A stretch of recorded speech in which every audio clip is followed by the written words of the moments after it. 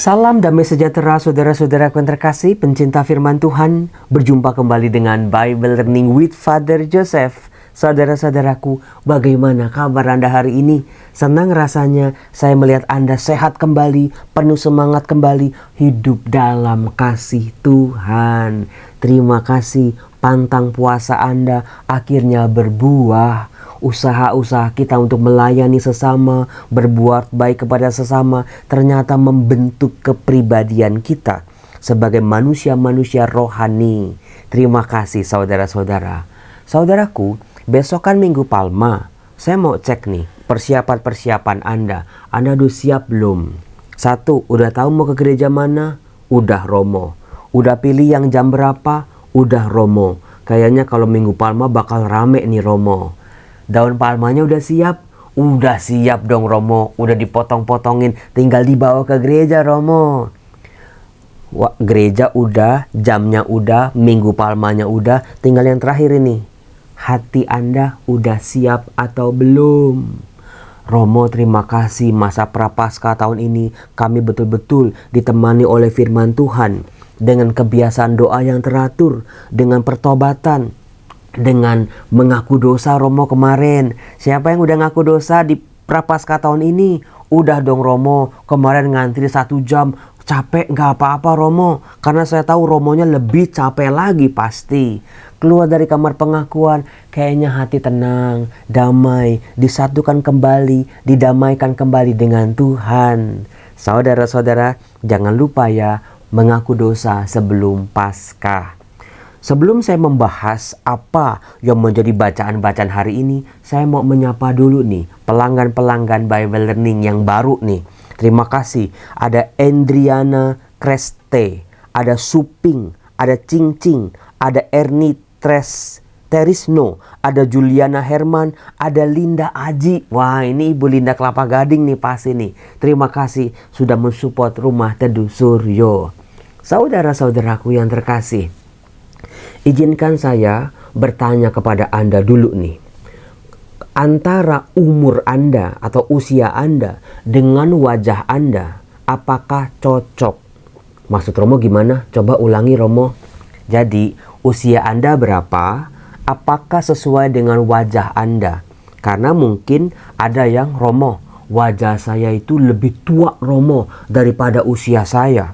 Seringkali saya itu dikira umur 50, padahal masih 25 Romo. Karena mukanya tua banget gitu ya, penuh keriput, pokoknya kayak orang tua. Bisa jadi. Atau ada juga yang usianya ya cocok. Umur 20 ya tampangnya ya 20. Umur 30 ya seperti orang 30. Tapi ada juga orang-orang dengan bakat, dengan berkat, gift yang spesial. Yaitu mereka dikaruniai wajah yang lebih muda daripada usia mereka. Apakah Anda termasuk? Apakah suami? Apakah istri Anda termasuk? Anak-anak atau orang tua Anda termasuk? Orang-orang yang Anda kenal, apakah ada yang wajahnya jauh lebih muda daripada usianya? Iya ya Romo, betul. Saya juga bingung. Dari dulu bertanya-tanya, kok ada ya orang kayaknya enggak tua-tua? Nah, saudara-saudara, kalau Anda mengalami seperti itu, bersyukurlah bahwa Anda diberkati. Bukan sekedar awet muda saja, bukan cuma sekedar nggak tua-tua saja. Tapi Romo, tunggu dulu nih Romo, wajah yang pakai make up atau yang nggak pakai make up Romo? Ya pasti yang nggak pakai make up dong, karena kalau make up kan bisa menipu-nipu itu, menutup-nutup kerut-kerut, noda-noda yang segala macam, dimudah-mudahin. Itu bukan yang itu, wajah asli kita. Nah, saudara-saudara, kalau Anda punya wajah lebih muda daripada usia Anda, jangan-jangan bisa jadi Anda punya kedalaman spiritual. Betul, Anda itu tenang orangnya. Anda itu bukan orang yang dihancurkan oleh masalah-masalah yang bertubi-tubi. Anda itu bisa merasakan ini orang baik, ini orang nggak baik. Anda bisa menyadari ada sesuatu yang akan terjadi nih. Sesuatu yang besar, yang positif maupun yang negatif. Betul apa betul? Betul Romo.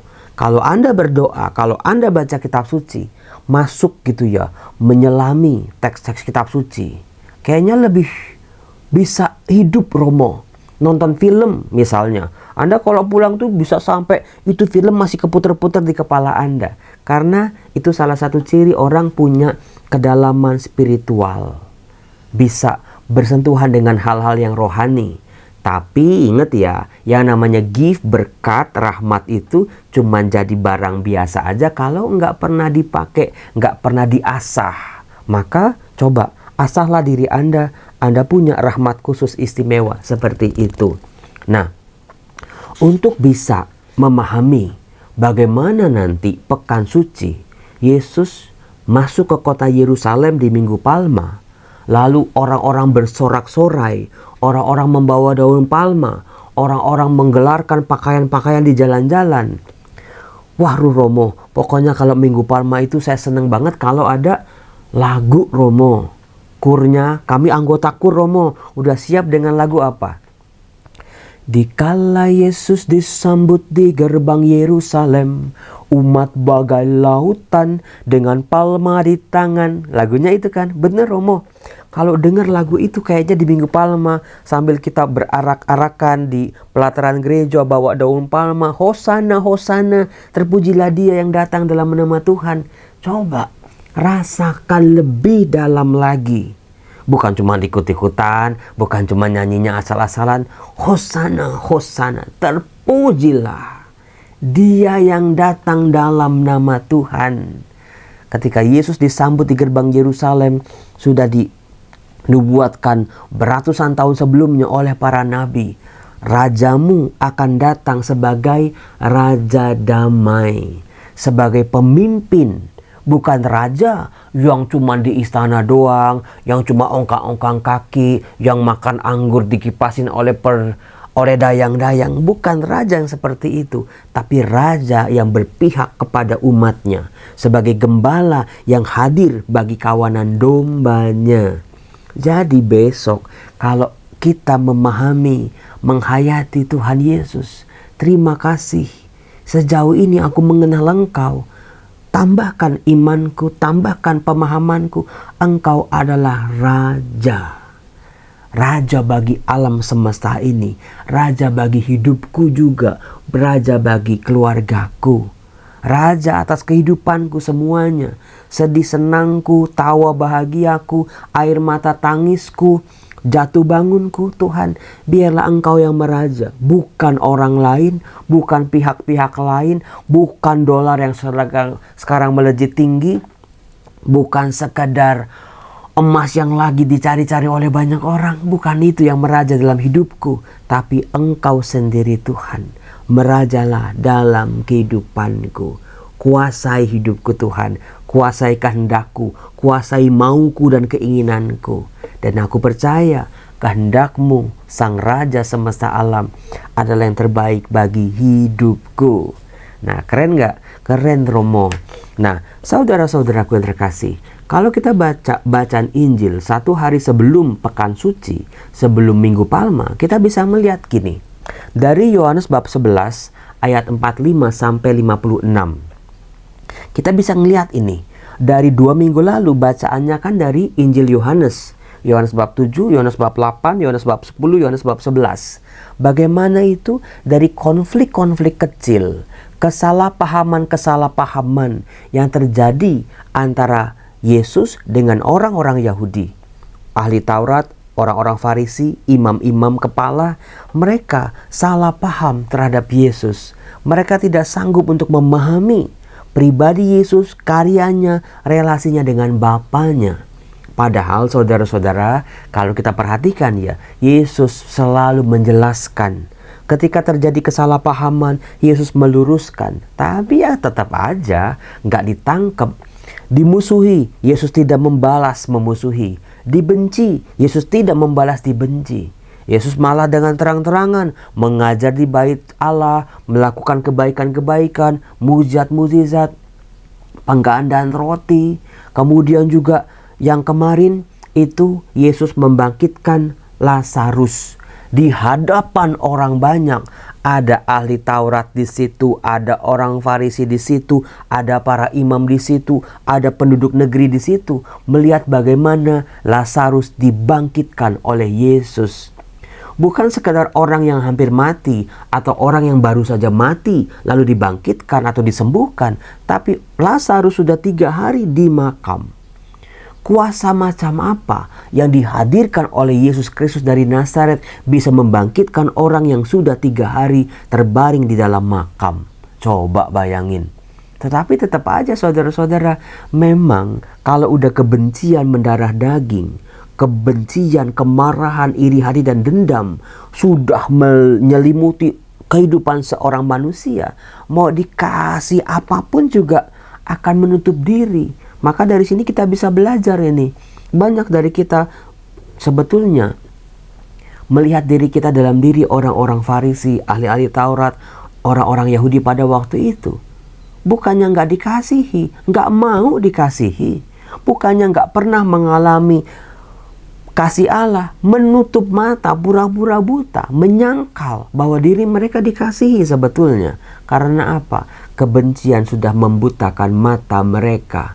Bukan cuma mata fisik mereka saja yang gak lihat, tapi mata hati mereka juga udah tertutup terhadap kasih Allah ini.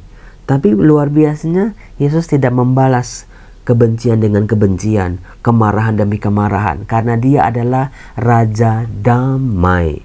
Hal itulah yang ditampilkan dalam Yohanes bab 11 ayat 45-56.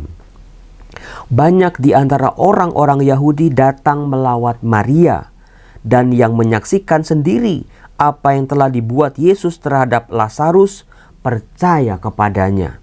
Tetapi ada juga yang pergi kepada orang-orang Farisi menceritakan kepada mereka apa yang telah dibuat Yesus itu. Saudara-saudara, Injil itu sangat lekat dengan yang namanya gerakan. Di sini ada 2 gerakan saudara-saudara. Setelah mukjizat membangkitkan orang mati, Lazarus ini terpecah tuh orang-orang Yahudi. Ada yang pergi ke rumah Marta, Maria dan Lazarus untuk melawat mereka, untuk tahu apa, untuk mendengar mungkin cerita si Lazarus waktu dia mati itu apa yang dia rasakan, apa yang dia lihat, bagaimana sensasinya ketika dia bangun, bagaimana pengalamannya dapat hidup baru gitu ya, second chance gitu. Orang banyak mau peduli, mau lihat, mau menilik, tapi ada sebagian yang malah larinya ke orang-orang Farisi. Kalau Anda hidup di zaman Yesus, Anda masuk kelompok yang mana coba? Ya Romo, kita ke Lazarus lah Romo. Bagaimana luar biasanya karya Tuhan.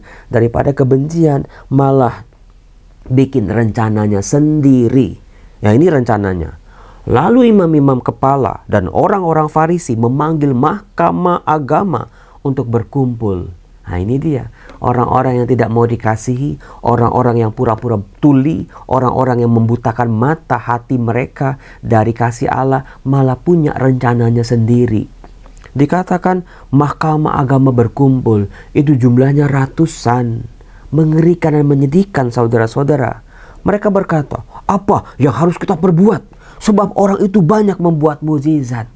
Mukjizat aja gak mempan untuk membuat mereka percaya ternyata. Dikatakan di antara mereka, apabila kita biarkan dia, maka semua orang akan percaya kepadanya. Lalu orang-orang Roma akan datang merampas tempat suci kita serta bangsa kita.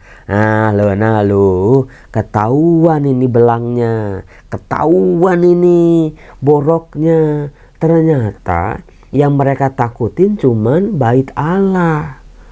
Kan bait Allah kan tempat Allah hadir di tengah-tengah mereka Romo. Tapi ada pribadi yang membangkitkan orang yang sudah 3 hari mati. Itu kuasa Allah yang luar biasa. Mereka malah ributinya bangunannya. Karena apa? Bangunannya mendatangkan keuntungan buat mereka.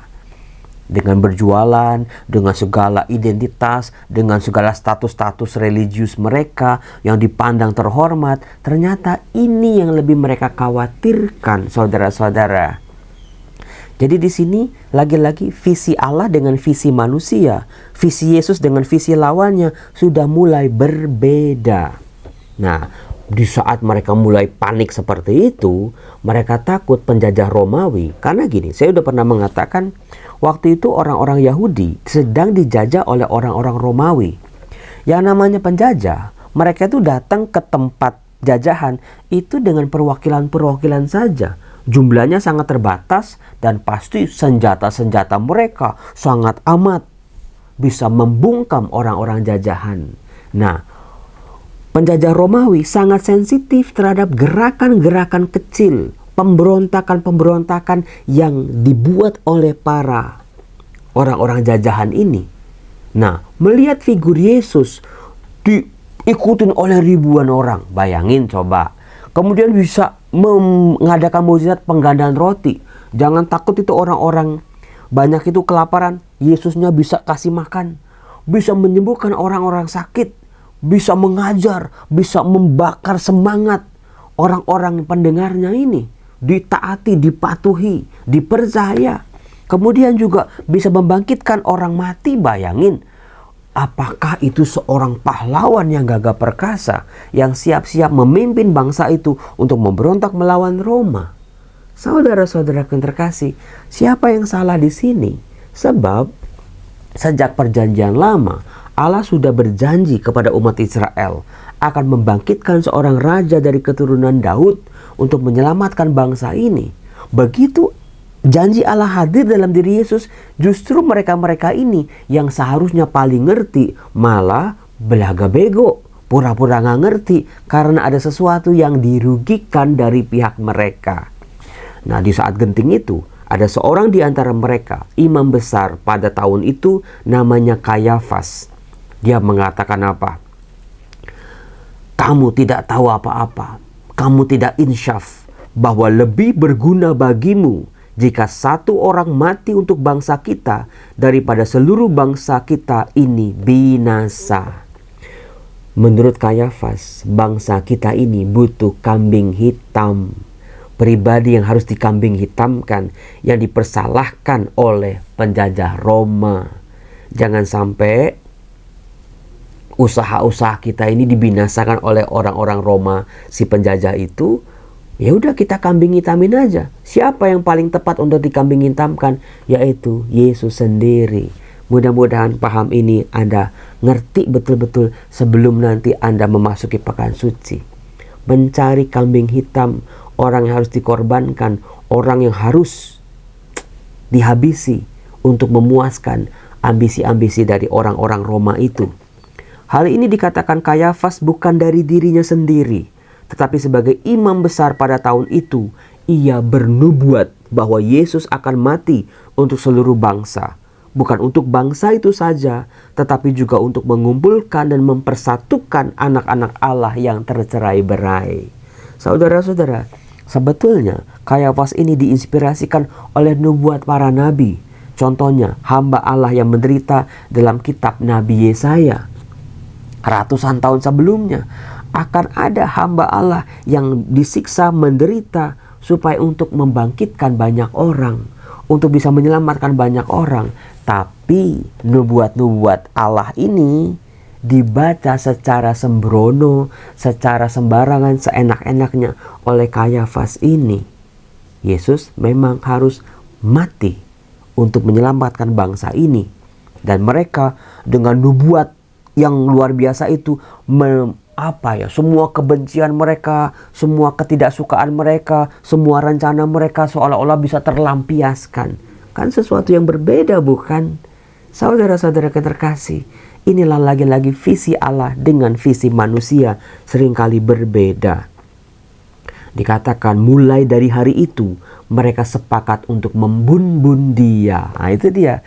Ini rencana-rencana untuk melempari Yesus dengan batu, terluput, mau menyingkirkan Yesus nggak bisa, mau nangkap Yesus nggak bisa. Ada perpecahan di antara mereka. Tapi dengan nubuat yang dibaca secara sembrono oleh Kayafas ini, akhirnya mereka sepakat satu suara, memang Yesus harus dikambing hitamkan, harus dihabisi supaya kita selamat. Tapi keselamatan Allah manusia, bukan keselamatan dari Allah. Saudara-saudaraku terkasih, yuk Dari sini kita bisa belajar luar biasa, belajar banyak hal. Apa yang dikatakan dalam nubuat Kayafas tadi bisa kita lihat dalam nubuat Yeskiel bab 37 ayat 21 sampai 28. Mengapa saya katakan nubuatan dari perjanjian lama dibaca secara sembrono? Kita lihat nubuatnya. Sungguh, aku akan menjemput orang Israel dari tengah-tengah bangsa-bangsa. Kemana mereka pergi, aku akan mengumpulkan mereka dari segala penjuru dan akan membawa mereka ke tanah mereka. Aku akan menjadikan mereka satu bangsa di tanah mereka, di atas gunung-gunung Israel. Satu orang raja memerintah mereka seluruhnya. Mereka tidak lagi menjadi dua bangsa dan tidak lagi terbagi menjadi dua kerajaan. Ini nubuatnya. Tapi nubuat ini tidak dibaca secara utuh dan menyeluruh. Mengapa? Karena selanjutnya Allah mengatakan mereka tidak lagi menajiskan dirinya dengan berhala-berhala atau dewa-dewa mereka yang menjijikan atau dengan semua pelanggaran mereka. Aku akan melepaskan mereka dari segala penyelewengan mereka. Dengan mana mereka berbuat dosa, aku akan mentahirkan mereka sehingga mereka akan menjadi umatku dan aku akan menjadi Allahnya. Maka hambaku Daud akan menjadi rajanya dan mereka semua akan mempunyai satu gembala. Mereka akan hidup menurut peraturan-peraturanku, melakukan ketetapan-ketetapanku dengan setia dan seterusnya dan seterusnya. Aku akan mengadakan perjanjian damai dengan mereka dan itu akan menjadi perjanjian kekal dengan mereka. Saudara-saudara, nubuatnya ini tidak dibaca secara utuh oleh Kayafas tadi, bahwa pribadi ini akan mendamaikan manusia dengan Allah, akan membuat orang-orang Israel, manusia-manusia sadar akan kesalahan, pelanggaran, kemunafikan mereka. Jadi di sini kita bisa tahu duduk perkaranya. Oh gitu ternyata. Jadi ngerti kan sekarang? Terima kasih Romo. Ternyata bacaan-bacaan kalender liturgi gereja itu memang dahsyat ya Romo. Betul-betul dalam diri Yesus yang wafat, menderita, dan bangkit, Allah mau mengumpulkan semua bangsa di bawah telapak kakinya, menjadi raja atas segala raja. Maka Mazmur tanggapan berkata, Tuhan Allah menjaga kita seperti gembala menjaga kawanan dombanya. Gembala yang menyatukan, gembala yang mencari domba-dombanya yang hilang, gembala yang memberi makan, gembala yang membawa ke padang rumput, gembala yang membawa ke aliran air yang segar. Itulah pribadi Yesus Kristus dari Nazaret. Maka yuk kenalin pribadi Yesus yang luar biasa ini sebelum kita memasuki pekan suci. Pasti hidup Anda akan luar biasa. Kalau Tuhan mau menyatukan yang tercerai-berai, mintalah rahmat itu. Romo, keluarga saya lagi terpisah-pisah nih. Keluarga saya lagi hancur-hancuran nih. Lagi terancam Romo, hancur Romo. Keluarga anak-anak saya juga begitu Romo. Bahkan ada orang yang masih satu rumah tapi udah sendiri-sendiri. Tuhan, kami mohon rahmat-Mu. Satukan kami, domba-domba-Mu ini. Karena Engkaulah gembala kami. Itulah rahmat yang pasti sedang diminta oleh banyak orang untuk perayaan Paskah ini. Tuhan, satukan kami. Satukan keluarga kami yang tercerai-berai ini. Rezeki-rezeki kami yang tercerai-berai. Satukan kembali Tuhan. Luar biasa. Amin Romo. Salam, Tuhan Yesus memberkati kita semua. Bye-bye.